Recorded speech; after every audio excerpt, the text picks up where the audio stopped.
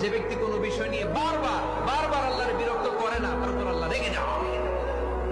আর বারবার চাইতে চাইতে চাইতে চাইতে চাইতে চাইতে যে লোকটা আল্লাহর বিরক্ত করতে চায়, তার উপর আল্লাহ খুশি হয়ে যায়।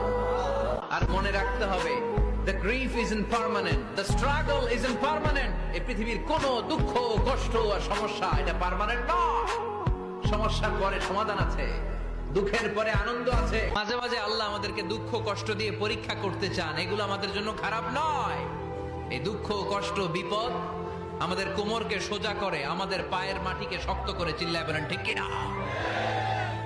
প্রতিকূল পরিবেশে কিভাবে বাঁচতে হয় এই দুঃখ কষ্ট আমাদেরকে শিখায়। এজন্য মুমিন বান্দার বৈশিষ্ট্য হচ্ছে দুঃখ কষ্ট বেদনা জ্বালা এগুলোতে সে আপসেট হয় না, সে হাল ছেড়ে দেয় না, সে ভরসা রাখে একজনের উপর। চিল্লায় বলতে হবে তিনি কে? কারণ মুমিন জানে রাত্রি যত গভীর হয় অন্ধকার তমানিসা ভেদ করে সুবহে সাদিক হয়। মুমিন জানে গর্ভবতী নারীর পেটের ব্যথা যেই দিন বাড়তে থাকে ওই দিনই নতুন মেহমান আগমনের সময় ঘনাতে থাকে। মুমিন জানে তার জীবনে দুঃখ কষ্ট বিপদ যত বাড়তে থাকে সুখের দিন কাছে আসতে থাকে।